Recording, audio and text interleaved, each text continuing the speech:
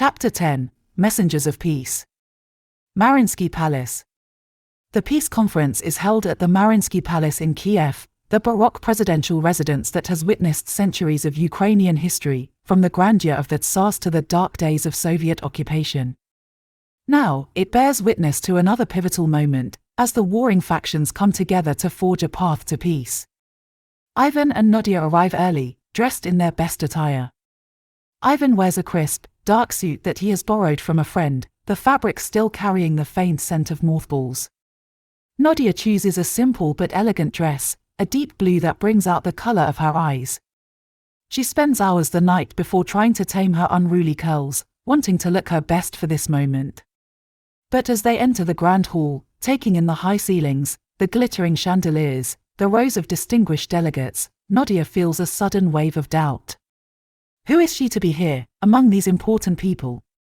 She is just a girl from a small town, a dreamer who has gotten lucky. Surely they will see through her, will realize that she doesn't belong. Ivan notices her hesitation, the way her steps falter on the polished marble floor. He reaches out and takes her hand, his grip warm and reassuring. "Hey," he says softly, leaning in close. "You've got this, girl. You belong here, just as much as anyone else." Nadya looks at him, sees the love and the belief shining in his eyes. She takes a deep breath, squaring her shoulders. He is right.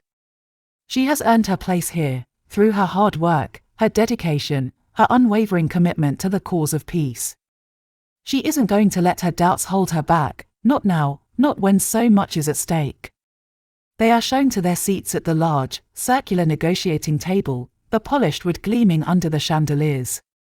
Around them, the room buzzes with activity as diplomats, journalists, and observers take their places. At precisely 10 a.m., the moderator calls the room to order. In the sudden hush, Ivan reaches for Nadya's hand under the table, giving it a reassuring squeeze. They exchange a glance, a silent affirmation of their commitment to each other and to the task ahead. The first day is devoted to opening statements. One by one, the representatives take the floor, laying out their positions, their grievances, their hopes for the future. There are impassioned pleas and sharp accusations, moments of grandstanding and grudging concession. Through it all, Ivan and Nadya listen intently, taking notes and gauging the mood of the room. They know that their role here is not to dominate the conversation, but to guide it, to find the common ground that can serve as a foundation for real, lasting change. As the day wears on, the initial posturing begins to give way to more substantive discussions. Tentative proposals are floated, debated, refined. Ivan and Nadya work tirelessly, shuttling between the different factions, trying to build bridges and find compromises. It is exhausting work, both mentally and emotionally. There are moments of frustration, of setbacks that threaten to derail the whole process. But there are also breakthroughs, small miracles of understanding and empathy that give them hope. One such moment comes on the third day, during a particularly tense discussion about the status of the separatist regions. Tempers are flaring, voices rising, when an older woman stands up from the separatist delegation. "I have lost 2 sons to this war," she says, her voice trembling with grief and anger. 2 bright, beautiful boys who will never come home. And for what? For a line on a map? For a flag?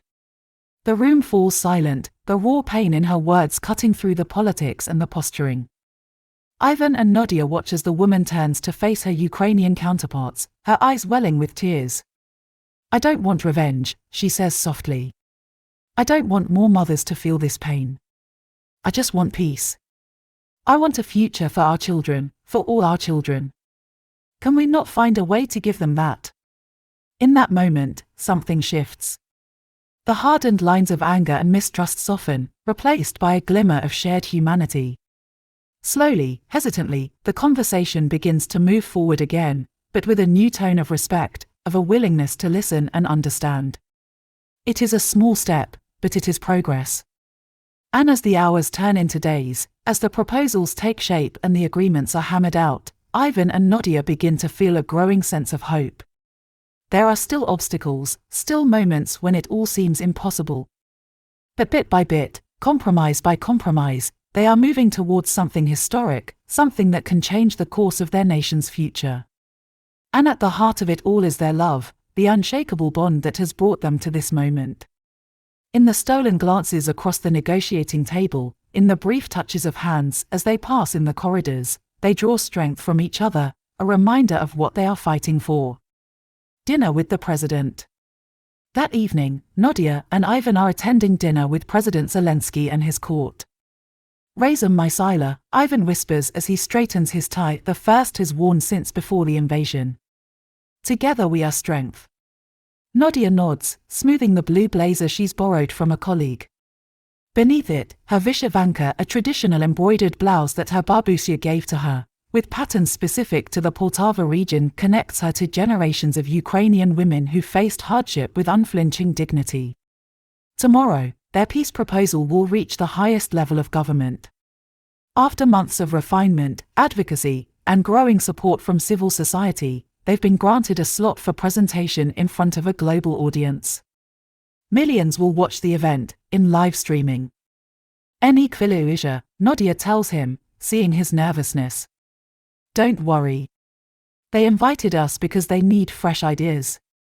Because we speak for the people who've lived this war, not just military strategists." The early December cold blankets Kiev as their official car approaches the heavily guarded government quarter. Air defense systems punctuate rooftops. Soldiers check their credentials multiple times before allowing them through successive security layers. The weight of the moment presses on them both. Their journey from that first day in the cafe to this presidential meeting seems impossible, yet somehow inevitable, as if all their documentation work, evacuation missions, and peace planning was always leading here. "Remember the sunflower woman?" Nadya asks suddenly as they wait in an anteroom, referencing the viral video from the war's early days, a Ukrainian grandmother offering sunflower seeds to Russian soldiers, telling them, "Put these in your pockets so at least sunflowers will grow when you die on our land." Ivan squeezes her hand. "We're planting different seeds today." The dinner includes more officials than they expected, not just presidential advisors, but military representatives, diplomatic staff, and economic experts. Their peace proposal has clearly touched a nerve in government circles seeking alternatives to the grinding war of attrition. As they enter the dining room, Nadya and Ivan are struck by the understated elegance of the setting. The table was set with simple but beautiful crockery, the centerpiece a vase of fresh sunflowers, a symbol of Ukraine's resilience and hope. Standing to greet them is President Zelensky himself, his friendly smile and warm handshake immediately putting them at ease. "Nadya, Ivan," he says, his voice deep and sincere, "it's an honor to have you here. Your work, your dedication to our country, is an inspiration to us all."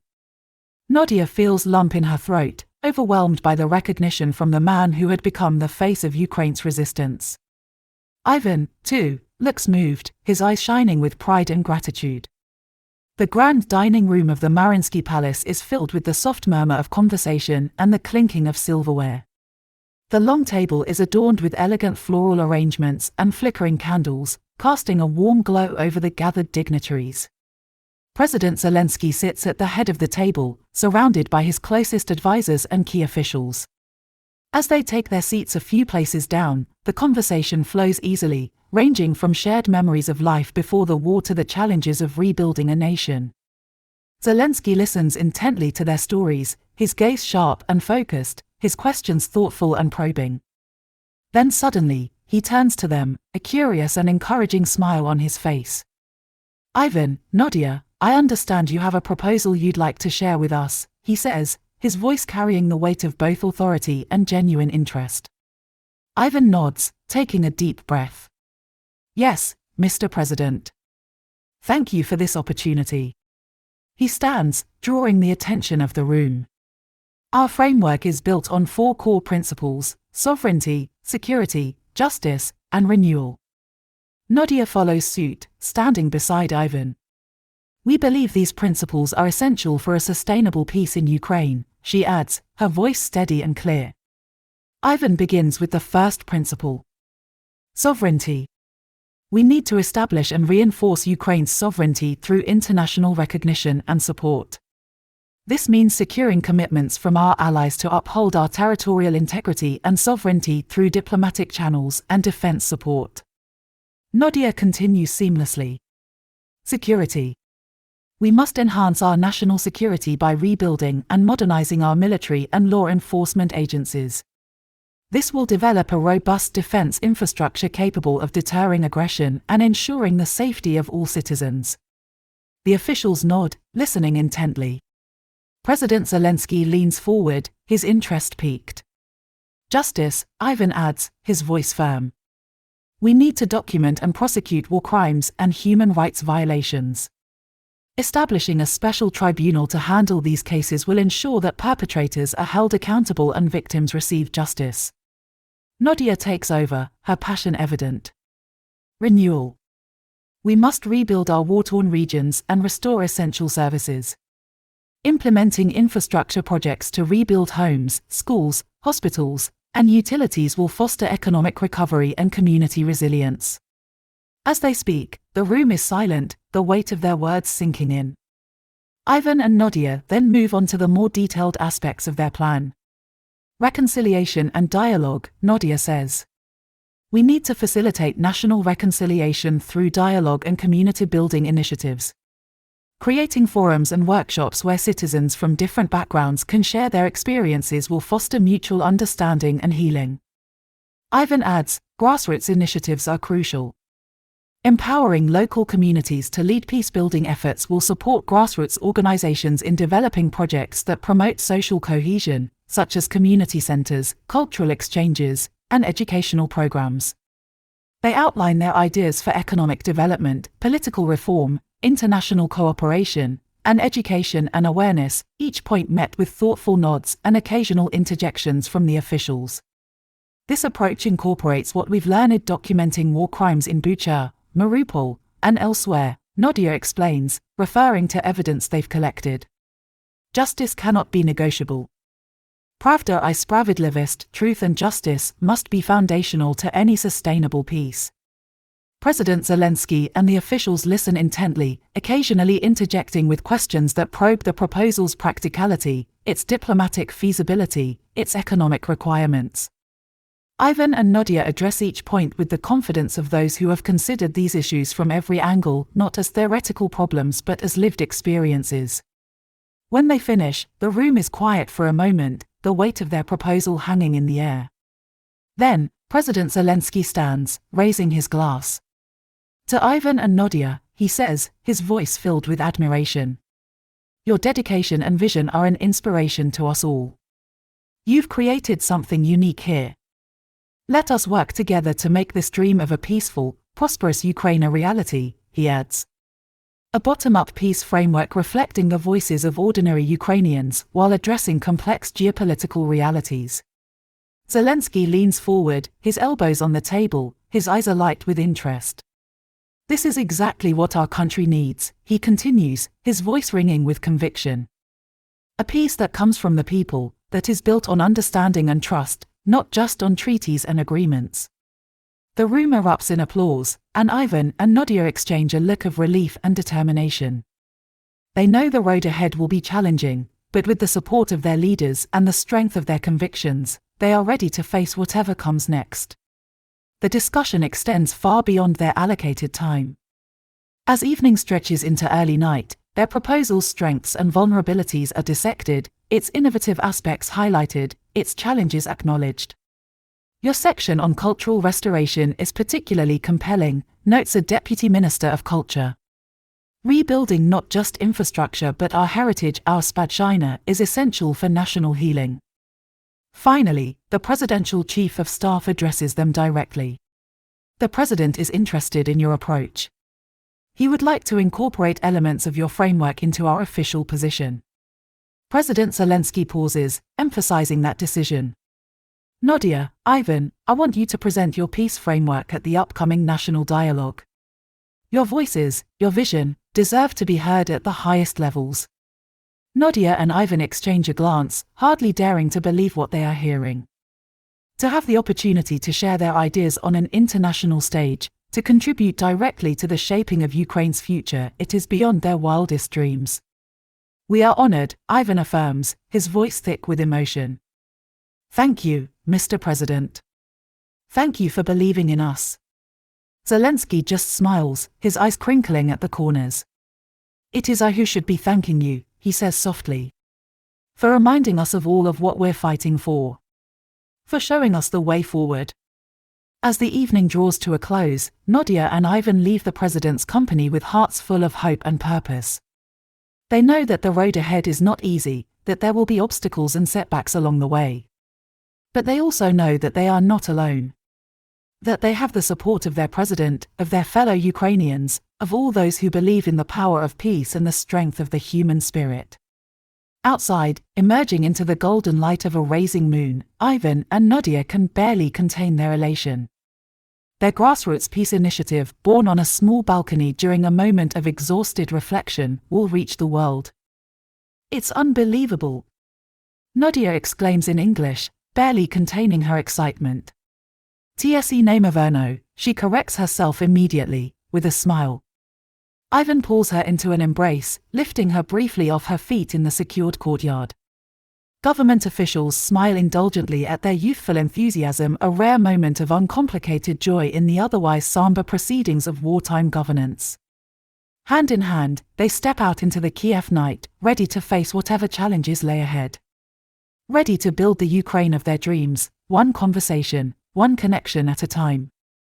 Soil of tomorrow. That night, their apartment becomes a celebration space.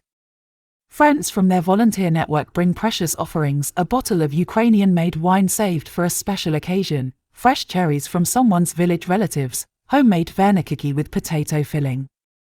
In wartime, such small luxuries represent profound generosity. Budmo, they toast, raising glasses in the traditional Ukrainian salutation that means simply, let us be. As their friends share stories and plans, Ivan watches Nadya move through the gathering. The war has transformed them both, her face thinner, her eyes carrying shadows of witnessed horrors, but also burning with purpose. When she catches him looking, her smile holds both their shared trauma and their hard-won hope. Later, as their friends depart before curfew, Nadya reaches for Ivan's hand. Kodimo, she says softly. Come with me. She leads him to their small balcony, now brightened by potted sunflowers and herbs, small acts of cultivation amid destruction. From a hidden corner, she retrieves a small wooden box carved with traditional Hutzul patterns. This belonged to my grandfather, she explains, opening it carefully. He carried it through Soviet labor camps after being arrested for Ukrainian nationalism in 1953. Inside lies a handful of rich black soil, Chernozyom, she says reverently. Black earth. The most fertile soil in the world. Ukraine's greatest treasure.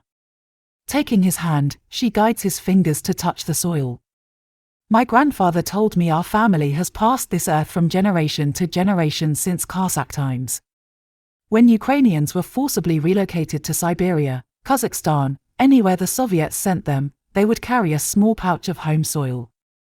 It kept them connected to Ukraine, no matter how far they were taken. The intimacy of this shared family tradition moves Ivan deeply. He understands she's inviting him into something more profound than their working partnership or even their romance. She's welcoming him into the lineage of memory and responsibility that defines Ukrainian identity. During the Holodomor, she continues, my great-grandmother buried family icons and this soil beneath the floorboards. The Soviets could take their food, their freedom, even their lives, but not their connection to this land. Ivan thinks of his own family history, his great-grandfather's resistance in the Ukrainian insurgent army, his grandmother's quiet preservation of language and traditions when Soviet authorities banned them, his parents' participation in Ukraine's independence movement in 1991. We're part of something larger than ourselves, he says, finally understanding the full significance of their peace work. Not just our generation's fight, but a centuries-long struggle for Ukraine to determine its own future. Nadya nods, carefully closing the box of soil. That's why our peace plan matters. It's not just about ending this war, it's about ensuring our children and grandchildren never face another. The mention of future generations creates a charged moment between them. In the midst of war, planning family seems almost defiant, yet increasingly their private conversations have ventured toward after peace, after rebuilding, after healing. Yatb Kokayu, Ivan says, the Ukrainian declaration of love feeling more profound than its English equivalent. Not just for who you are, but for who we become together. Nadya's eyes shine in the fading light. In Ukrainian tradition, when a couple marries, they bring soil from both family lands to blend together, creating the foundation for their new home. She doesn't need to elaborate on the implication. Their kiss is gentle at first, then insistent passion weighted with purpose. The future they're fighting for, planning for, suddenly crystallizes into something deeply personal yet universal, the ancient human desire to build something lasting with someone beloved. Morning brings both resolution and new urgency. Their meeting with the UN General Assembly is scheduled for 3 p.m. today. They must refine their presentation, anticipate questions, strengthen vulnerable points in their proposal. Working side by side at their shared desk, they move with the synchronized efficiency of partners who anticipate each other's thoughts. Ivan focuses on security arrangements and technological solutions, Nadya on justice mechanisms and cultural preservation. We should include the Vitinanka tradition, she suggests, referencing the Ukrainian paper-cutting art that creates intricate patterns from simple materials. It's the perfect metaphor for our approach, creating beauty and structure from what remains after destruction. Their preparations are interrupted that morning by an urgent call from their military intelligence contact. Your peace proposal has attracted attention beyond Ukraine, Major Kovalenko informs them, his voice tense. We have credible intelligence that Russian operatives have been tasked with preventing your meeting with the General Assembly. The warning lands like a physical blow. Their work, their documentation of war crimes, their evacuation operations, their peace advocacy has made them targets before, but never at this level. What exactly does that mean? Ivan asks, his arm instinctively moving around Nadya's shoulders. It means you need protection, the major answers. We're sending a security team. Don't leave your apartment. Don't communicate about yesterday's presidential meeting on any electronic devices. After the call ends, they sit in stunned silence. The threat transforms their peace work from theoretical to dangerously tangible. They've touched something that powerful interests once suppressed. They're afraid, Nadya realizes, her initial fear hardening into determination. Afraid that a Ukrainian vision of just peace might actually succeed where their violence has failed. Ivan nods slowly, his programmer's mind already adapting to new parameters. So we change approaches. If they're targeting our meeting, we need to ensure our ideas reach the global audience even if we can't physically be there. We will be there. Nadya exclaims, supportively. They spend the next few hours creating contingency plans, duplicating their materials, recording video presentations, identifying trusted intermediaries who could deliver their proposal if necessary. The military security team arrives before midday, transforming their apartment building into a discreet fortress. The next 2 hours pass in a strange combination of intense work and enforced isolation. Their normal volunteer operations continue remotely, but their movements are restricted, their communications monitored for safety. This is how dissidents lived during Soviet times, Nadya observes as they prepare lunch in their kitchen, security personnel stationed outside their door. Creating dangerous ideas under constant surveillance. Except now, the surveillance is protecting us, Ivan points out. Ukraine has changed. We're fighting for a system where ideas are valued, not suppressed. As they are about to leave the apartment and reach Mariunsky Palace, they receive news that transforms their personal stakes in the peace process. Katerina calls from western Ukraine, where she's been caring for baby Myaslav, their rescued godchild. They found his family, she tells them, voice trembling with emotion. His mother is alive, evacuated to Poland. She's been searching for him for months. The miraculous reunion of mother and child, a rare happy ending amid countless tragedies, feels like an auspicious sign. One family's healing multiplied across millions of Ukrainians becomes the peace they're fighting for.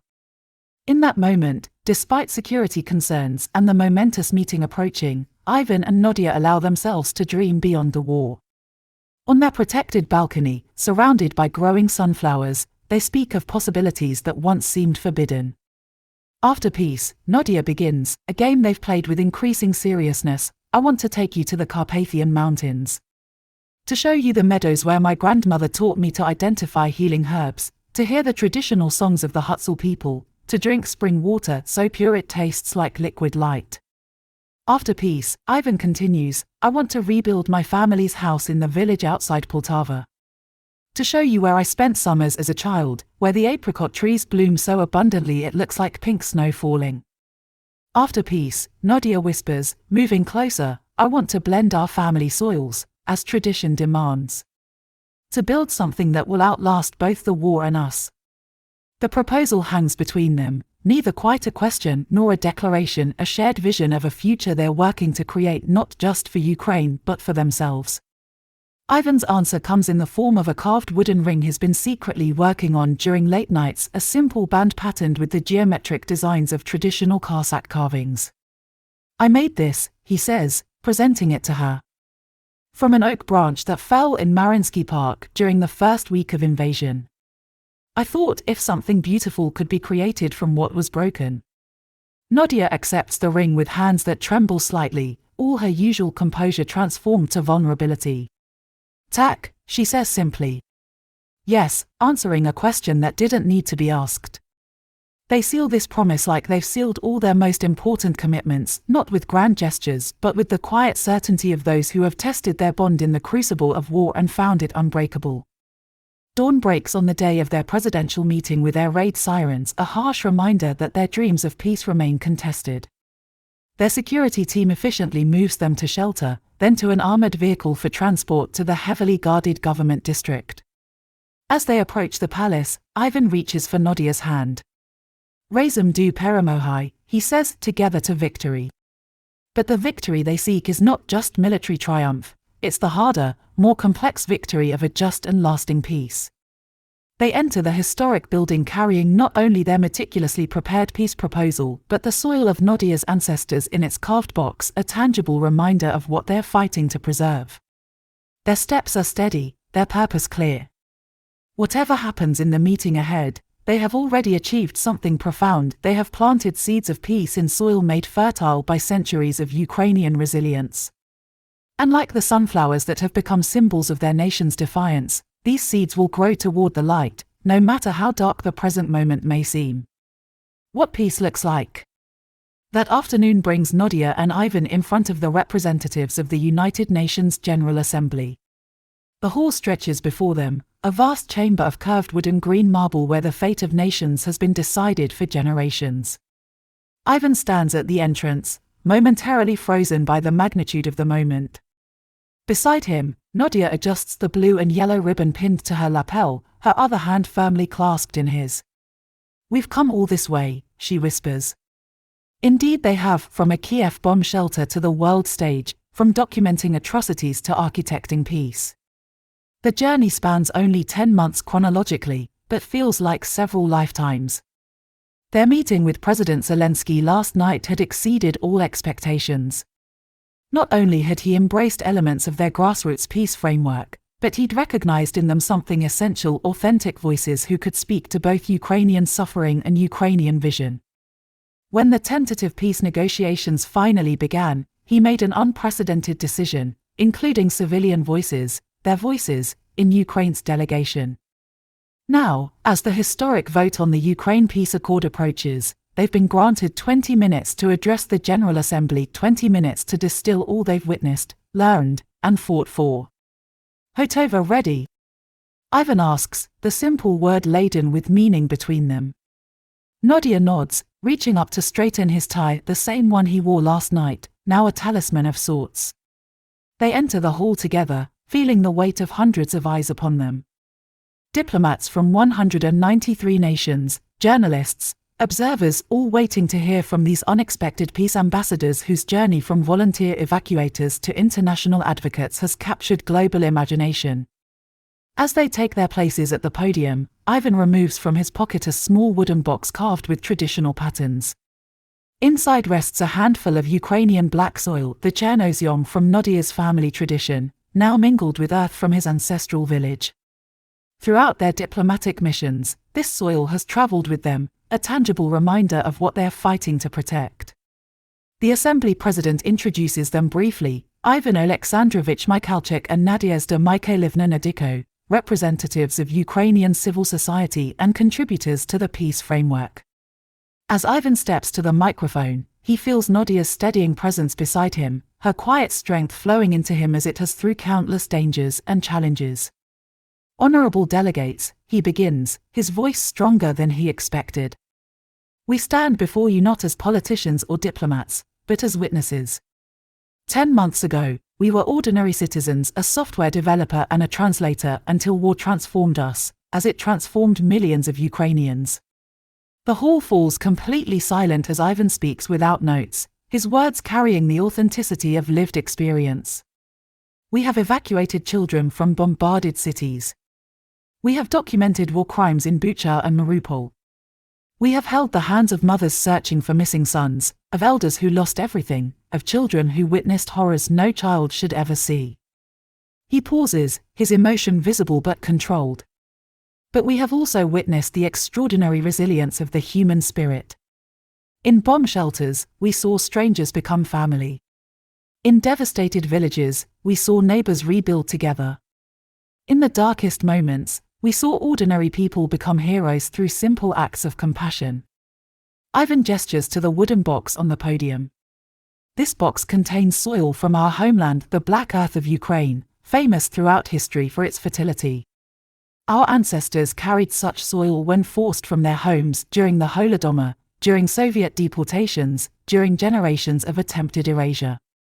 He opens the box, revealing the dark earth within. This soil holds our history, centuries of struggle, of survival, of culture that refused to be destroyed. But more importantly, it holds our future. For what is soil but the medium in which new life grows? Nadia steps forward now, their choreography seamless after months of joint presentations. Her voice carries clearly through the vast chamber. The peace accord you will vote on tomorrow emerged from many sources, from diplomatic negotiations, from international law principles, from security experts. But its heart came from the voices of ordinary Ukrainians who refused to let suffering define our future. She continues with the precision that made her an excellent translator, each word carefully chosen. This accord is unique in modern peace agreements because it centers not just borders and security arrangements, but justice, healing, and cultural restoration. It recognizes that true peace requires not just the absence of violence, but the presence of justice. Throughout the chamber, delegates listen with rapt attention. This is not the usual diplomatic speech, but something rarer, authentic testimony from those who have lived the journey from war to nascent peace. Ivan takes over again, moving to the core of their message. When we began documenting war crimes, we did so because we believed truth must be preserved. When we started drafting peace proposals in a bomb shelter, we did so because we believed a better future had to be imagined before it could be created. His voice grows more passionate. What began in that shelter, ordinary citizens refusing to surrender their right to shape their own future, has evolved into the framework before you. A framework that recognizes Ukraine's sovereignty, ensures accountability for war crimes, provides security guarantees, and establishes the most comprehensive reconstruction plan since the Marshall Plan. Nadia steps forward again, her composure illuminated by inner fire. But this accord is more than a diplomatic document. It represents a choice to believe that justice is not negotiable, that accountability is possible, that international law can be more than an ideal. She looks out across the assembly, making eye contact with delegates from countries large and small. Every nation represented here today has known conflict, has faced the choice between vengeance and justice, between despair and reconstruction. Ukraine chooses justice. Ukraine chooses healing. Ukraine chooses a future where our children will know peace as their inheritance, not merely as a fragile interlude between conflicts. Ivan moves closer to Nadia, their shoulders touching as they stand united before the world. Tomorrow you will vote on this accord, he says. But today, we ask you to remember what gives any peace agreement its power, not just the signatures of leaders or the deliberations of diplomats, but the hope of ordinary people who dream of living without fear. His voice catches slightly as he continues. We have a godson, Myaslav. He was just 3 months old when we rescued him from a filtration camp. His mother had been deported to Russia, his father killed defending Mariupol.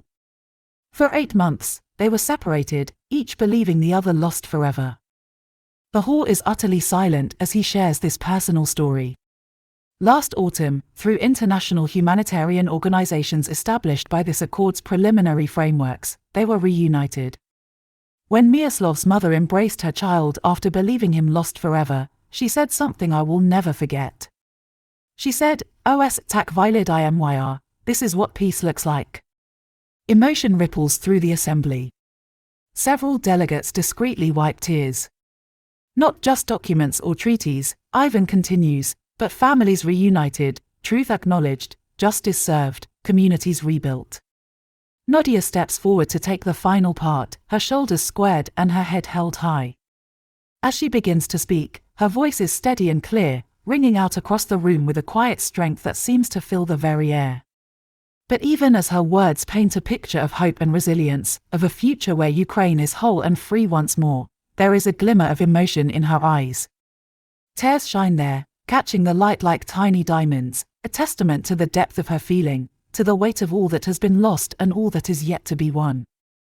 And yet, she does not falter, does not waver.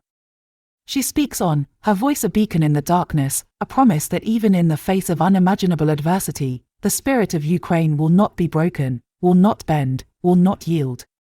In that moment, she is not just Nadya Nadiko, but the embodiment of an entire nation's unbreakable will, the living proof that hope, in the end, will always triumph over despair.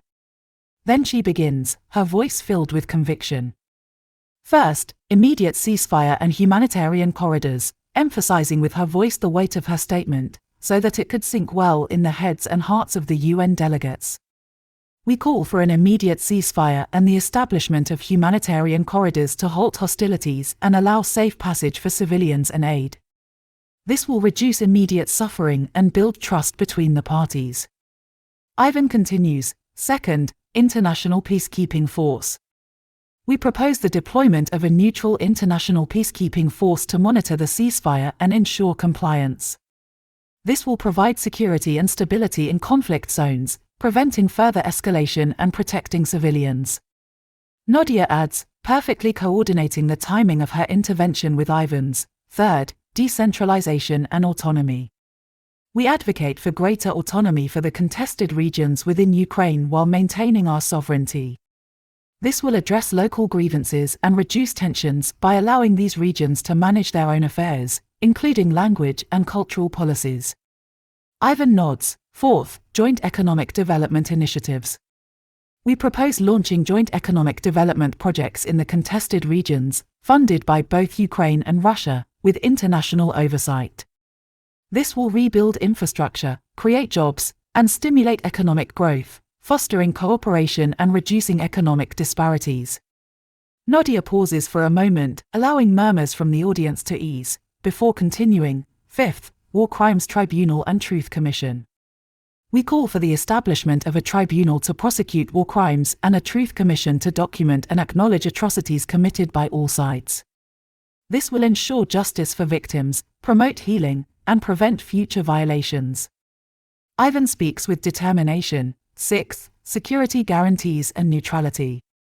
Ukraine commits to a neutral status, not joining any military alliances, in exchange for security guarantees from Russia and international powers. This will alleviate Russian security concerns while ensuring our sovereignty and territorial integrity.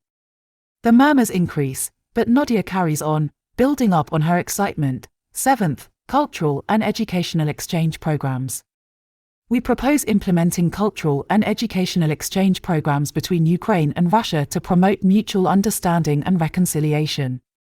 This will foster people-to-people connections, reduce prejudices, and build a foundation for long-term peace. Ivan continues. Eighth, energy cooperation agreement. We advocate for negotiating an energy cooperation agreement that ensures stable and fair access to energy resources for both countries. This will reduce energy-related tensions and promote economic interdependence, benefiting both nations. Nadya speaks passionately. 9th, international monitoring and support. We call for the establishment of an international monitoring body to oversee the implementation of the peace agreement and provide ongoing support. This will ensure compliance with the agreement, address emerging issues, and maintain international engagement. Ivan concludes. 10th, gradual demilitarization. We propose implementing a phased demilitarization plan, reducing military presence in contested areas over time. This will build confidence and reduce the risk of renewed conflict, allowing for a focus on rebuilding and reconciliation. Nadya looks around the assembly, her eyes filled with hope. Distinguished delegates, our plan is ambitious, but it is grounded in the realities of our lived experiences. We believe that with your support, we can turn this vision into reality. Together, we can build a peaceful, prosperous Ukraine, and set an example for the world. There is a Ukrainian proverb, "Mya katam, vina palatam," peace to cottages, water palaces. It reminds us that peace must serve ordinary people, not just powerful interests. She reaches for the box of soil, closing it carefully. Like this soil, Ukraine has been subjected to attempts at destruction throughout history. Yet always, life returns. Always, the wheat grows again. Always, our people rebuild. Her gaze sweeps the assembly, powerful in its quiet intensity. We are not naive. We know the peace process ahead will be difficult. We know healing takes longer than destruction. But we have seen the alternative, we have documented it, evacuated its victims, mourned its dead. Ivan joins her for the conclusion, their voices harmonizing in a way that makes their words more powerful than either could achieve alone. We stand before you as witnesses to both the worst and the best of humanity. We have seen unspeakable cruelty, but also transcendent compassion.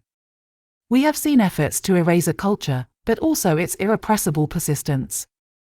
Nadya continues, what does not exist in our hearts, does not exist in the world. Ivan completes their message, peace begins not with treaties but with the determination that cruelty will not have the final word. That justice matters. That truth prevails.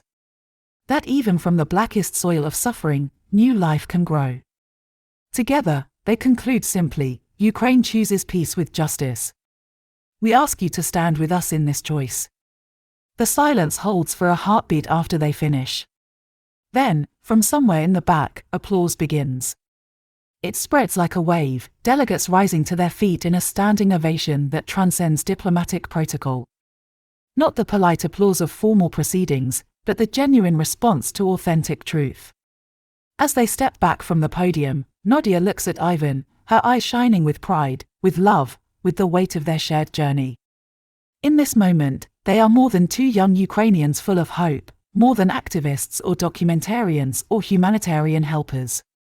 They are messengers of peace, witnesses to history and architects of possibility. Snowflakes. Later, after interviews and congratulations, they find a quiet moment in the palace's north garden. Snow falls gently around them, the December chill reminiscent of their first days in the Kiev shelter. We did it, Nadya says softly, snowflakes catching in her hair. We just talked, Ivan responds with characteristic humility. The vote still happens tomorrow. She shakes her head, taking his hands in hers. We carried the voices that wouldn't have been heard otherwise. The babusia from Bucha. The children from Mariupol. The volunteers who died helping others evacuate. We made them part of this peace. Around them, the statue of Empress Maria Alexandrova in the Mariinsky Park, a symbol of Ukraine's complex history with Russia, stands as a silent witness to this moment of change, a reminder of the long and winding path that has led them to this pivotal point in their nation's story. Ivan looks at it, then back at the extraordinary woman who has walked through fire beside him. The Mariinsky Palace served as a residence for Russian royalty during a period when much of Ukraine was under Russian imperial control. The Empress statue, as a representation of Ukraine's historical ties to Russia, becomes a poignant backdrop for Ivan and Nadya's present-day struggle. Its presence feels almost like a living presence to the momentous events unfolding, underlining the weight of history that hangs over the peace negotiations. When we first met, before the invasion, He reminds her, "You were planning to document every arblast in Ukraine for your travel blog." She smiles, the expression softening the determination that now permanently marks her features. "I still will. Only now it will be about reconstruction, about renewal." Ivan pulls her closer, their breath mingling in the cold air. "Our children will know a different Ukraine than we did." The mention of children, once theoretical, now a hope they dare to plan for, warms the space between them. Nadya's hand moves instinctively to her abdomen, a gesture Ivan doesn't miss. Her smile confirms what he suddenly suspects. "Spravdi," he whispers. "Really?" She nods, tears spilling freely now. "Tak. I confirmed it yesterday. I wanted to wait until after the speech." Joy crashes through Ivan like a physical force. In this moment of perfect culmination, their work recognized, peace advancing, new life beginning, the circle feels complete. From bearing witness to horror, they have progressed to bearing new hope. He lifts her gently, spinning them both as snowflakes swirl around them. Their laughter, a sound that once seemed lost forever during the darkest days of Bucha and Mariupol, rings out in the garden. Tomorrow will bring the vote, the continuation of the long, complex process of building lasting peace. There will be setbacks, compromises, difficult days ahead. The reconstruction of their beloved Ukraine will take decades, not years. But tonight, in this garden, with snow falling like blessings around them, they allow themselves to fully inhabit the triumph of the present moment. The triumph not just of survival, but of transformation, of darkness turned toward light, of documentation turned toward creation, of witness turned toward vision. As the snow falls softly on Kiev, this young couple stands embraced in the once a royal garden, no longer just survivors or witnesses or even peace advocates. They have become what their war-torn nation needed most, messengers of a peace anchored in truth, justice, and the indomitable Ukrainian spirit that has survived centuries of attempts at erasure. Behind them, the garden stands silent in the snow, waiting for the day when children, including their own, will walk its alleys in celebration of a peace not merely negotiated, but earned, preserved, and made real through the courage of ordinary people who refuse to surrender their right to shape a more just world. Slava Ukraini, Ivan whispers, the traditional salutation holding new depth. Heroyam Slava, Nadya responds. Glory to the heroes, including the unsung ones who evacuated neighbors, documented truths, shared food, maintained humanity in inhuman conditions. And in this moment, surrounded by gently falling snow in a garden dedicated to peace, they are more than messengers. They are the message itself, that even from the darkest soil of suffering, new life will always find its way toward light.